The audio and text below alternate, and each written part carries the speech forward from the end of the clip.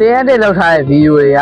ဘာလို့ view မတက်တာလဲ ခုနကောင်းရင်လူကြီးများမှာပဲဆိုတဲ့စကားကိုယုံနေတော့မလားအဲ့တော့တင်မသိလဲလုံးမိနေတဲ့ editing အမှားသုံးခုက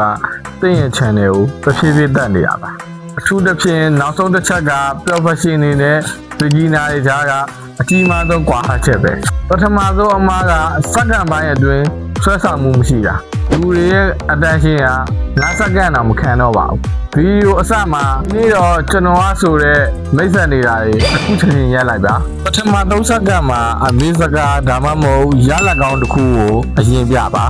ဒီဗီဒီယိုကိုဘာကြောင့်ကြည့်တင်လဲဆိုတဲ့အကြောင်းပြချက်ကိုချက်ချင်းပေးလိုက်ပါ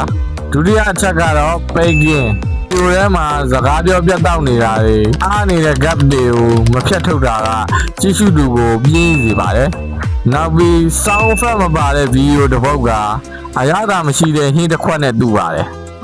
jump cut တွေကိုသုံးပြီးစကားပြောကြတဲ့ hard cut တွေကိုဖြတ်ထုတ်လိုက်ပါအရေးကြီးတဲ့စာသားတွေပေါ်လာတိုင်းဝက် sound effect လေးတွေထည့်တာပေါ် sound effect လေးတွေထည့်တာအုံနောက်ကိုပို့ပြီးတော့နှိုးကြစေပါတယ်နောက်ဆုံးနဲ့အရေးကြီးဆုံးအချက်ကတော့ rotation editing မရှိတာပါ professional တွေကကြည့်ရှုသူရဲ့မျက်စိကိုတနေရာထဲမှာငြိမ်မနေအောင်လုပ်တတ်ကြတယ်ခုပြောသွားတဲ့အထဲမှာသင်ကိုယ်တိုင်ရောဘယ်နှချက်လောက်လုံးမိနေလဲကိုမတ်မှာရေးခဲ့ပါဦးနောက်ထပ် editing လိုအပ်ချက်တွေကိုသိချင်ရင်တော့ follow လုပ်ထားဖို့မမေ့နဲ့ဦးနော်